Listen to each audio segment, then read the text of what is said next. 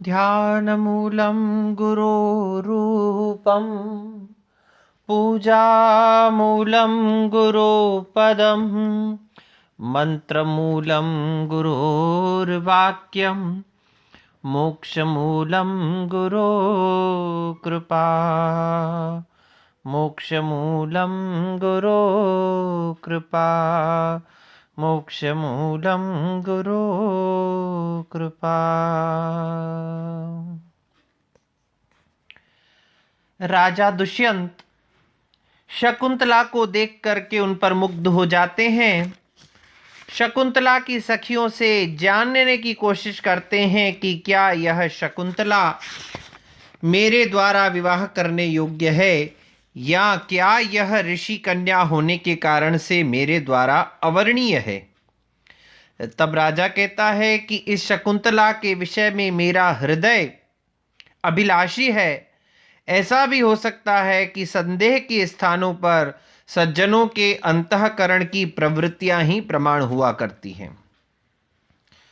प्रकरणवश प्रसंगवश राजा की अनुसुईया और प्रियंवदा से चर्चा होती है और राजा को यह ज्ञात होता है कि महर्षि विश्वामित्र की तपस्या को भंग करने के लिए आई अप्सरा मेनका के और विश्वामित्र के संयोग से उत्पन्न होने वाली यह कन्या शकुंतला है। तब राजा के मन में एक बात बड़ी प्रसन्नता से राजा को विश्वास हो जाता है, प्रसन्न हो जाता है राजा कि जिसको मैं ऋषि कन्या समझ रहा था वस्तुतः वह एक राजा की संतान है, विश्वामित्र, क्योंकि पूर्व में राजा थे और यह कन्या मेरे द्वारा परिणय के योग्य है। राजा मन में विचार करते हैं, मानुषीषु कथम वा स्याद अस्य रूपस्य संभवः न प्रभा तरलम ज्योतिरुदेति वसुधा तलात्। मानसीषु कथम वा अस्य रूपस्य संभवः स्यात्। इस प्रकार का सौंदर्य कथम, किस प्रकार से मानुषीषु मनुष्य लोक की स्त्रियों में संभव है। जिस प्रकार का सौंदर्य, जिस प्रकार की सुंदरता शकुंतला में विद्यमान है, जितनी सुंदर यह शकुंतला है, इस प्रकार के सौंदर्य की उत्पत्ति मानुषीषु वा कथम स्यात्, मनुष्यों की स्त्रियों में ऐसा सौंदर्य मिलना संभव नहीं है। कैसे संभव हो सकता है? क्यों? क्योंकि शकुंतला मानुषी नहीं है, मनुष्यों की स्त्री नहीं है। यह तो अप्सरा वसुंधरा, अप्सरा मेनका की पुत्री है। क्यों? न प्रभा तरलम ज्योतिरुदेति वसुधा तलात्, क्योंकि प्रभा तरलम दीप्ति से दैदीप्यमान, कांति से युक्त जो ज्योति है वह वसुधा तलात्, इस पृथ्वी तल से उत्पन्न नहीं हो सकती है। कांति से दैदीप्यमान जो प्रकाश है, कांति से दैदीप्यमान जो रोशनी है, प्रभा है, वह पृथ्वी लोक से, पृथ्वी तल से संभव नहीं है। उसी प्रकार से यह शकुंतला भी, शकुंतला का जो सौंदर्य है उसे देख करके यह ज्ञात होता है कि यह मनुष्यों के यहाँ उत्पन्न होने वाली कन्या नहीं है। और राजा को तो यह ज्ञात हो ही जाता है कि यह शकुंतला विश्वामित्र और अप्सरा मेनका की पुत्री है। राजा की आपस में चर्चा होती रहती है।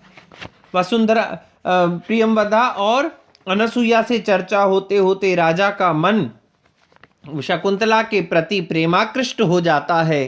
तब राजा अपने मन को समझाते हुए कहते हैं कि तुम चिंता मत करो मन, जिस शकुंतला के लिए तुम सोच रहे हो निश्चित रूप से यह तुम्हें प्राप्त हो सकती है।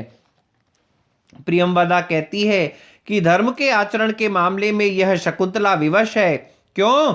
क्योंकि तात काश्यप जो है इसका संकल्प किसी योग्य वर को देने के लिए कर चुके हैं, अर्थात निश्चित रूप से शकुंतला का विवाह करवाया जाएगा।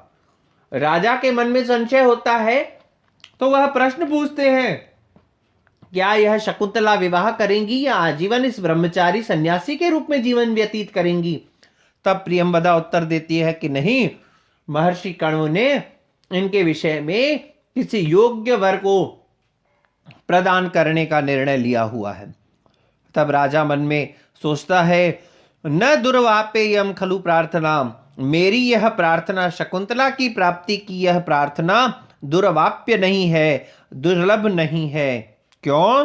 तब वो मन को कहते हैं, बव हृदय साभिलाषम संप्रति संदेह निर्णयो जातः, आशंक से यदग्निम तम तत् इदम स्पर्श क्षमम रत्नम।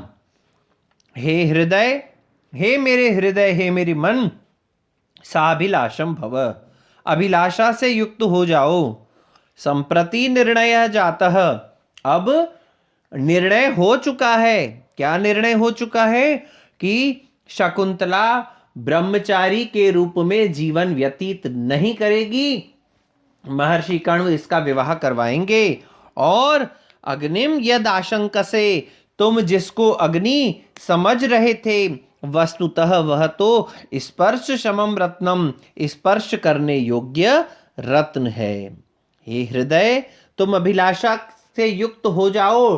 कौन सी अभिलाषा? शकुंतला से विवाह करने की अभिलाषा से युक्त हो जाओ, क्योंकि इसके विषय में संदेह का निर्णय हो चुका है कि शकुंतला आजीवन ब्रह्मचारिणी नहीं रहेगी, इसका भी विवाह करवाया जाएगा। और हे मेरे हृदय, तुम जिसको अग्नि समझ करके उससे दूर जाने का प्रयास कर रहे थे या उसके स्पर्श के विषय में शंका कर रहे थे, वस्तुतः वह तो स्पर्श करने योग्य रत्न है। अर्थात अब मुझे निश्चित रूप से शकुंतला की प्राप्ति संभव है।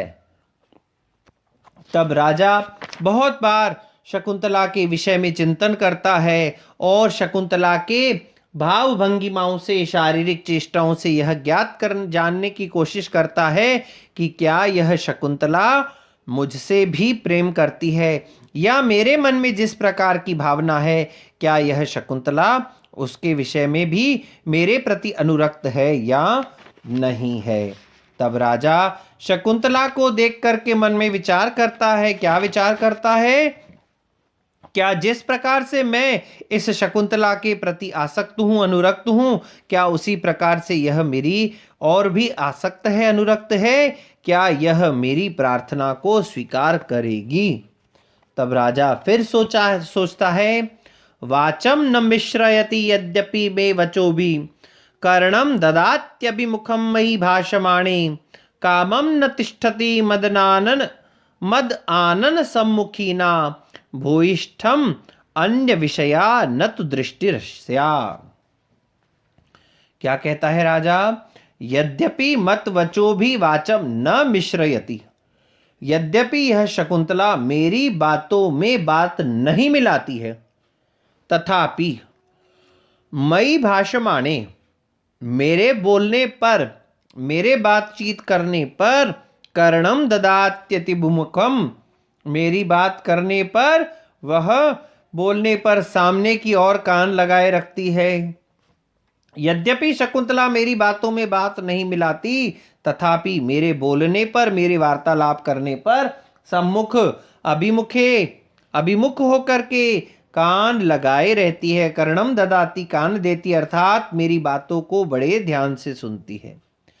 कामम मदानन सम्मुखी न तिष्ठति, चाहे यह शकुंतला भले ही मद आनन, मत यानी मेरे, आनन यानी मुख सम्मुखी ना, मुख के सम्मुख आकर के नहीं ठहरती है, मेरी दृष्टि पथ में नहीं आती है, मेरी दृष्टि पथ में आकर के मेरी आंखों के सामने खड़ी नहीं हो जाती है। फिर भी अस्या दृष्टि तु भूयिष्ठम अन्य विषया न, किंतु इसकी दृष्टि अनेक प्रकार से मैंने देख लिया है, इसकी दृष्टि बहुत अधिक अन्य विषयों में नहीं जाती है। यद्यपि शकुंतला मेरे सामने नहीं आती है, मेरे सम्मुख नहीं होती है, फिर भी जब मैं वहीं पर होता हूं तो शकुंतला की दृष्टि मुझसे अतिरिक्त कहीं और नहीं जाती है। तब शकुंतला के विषय में यह चिंतन करता हुआ दुष्यंत विचार करता है कि निश्चित रूप से यह शकुंतला मेरे द्वारा प्राप्त करने योग्य है। तभी अचानक से पीछे से आवाज आती है, हे तपस्वियों, तपोवन की रक्षा के जीवों की रक्षा के लिए आप लोग समीप हो जाइए, क्योंकि शिकार के लिए विचरण करने वाले राजा दुष्यंत वन में ही हैं, इस आश्रम में आए हुए हैं। तब जब यह बात राजा को पता चलती है कि पीछे से राजा के विषय में चर्चा हो रही है, सब लोग ये जानते हैं कि राजा यहाँ शिकार करने के लिए आया है, तब राजा आगे शिकार करता है या नहीं? क्या राजा को तपस्वी लोग शिकार करते हुए देख लेते हैं? क्या राजा को शिकार करते हुए पकड़ा जाता है, या राजा शिकार के विषय की बात को छोड़ करके और शकुंतला के विषय में ध्यान देते हैं, उसको प्राप्त करने के विषय में प्रयासरत होते हैं? ये बात जानने के लिए आप सभी लोग उत्सुक होंगे। अपनी उत्सुकता को कल तक के लिए बनाए रखिएगा। शेष कथा हम अगले व्याख्यान में करेंगे।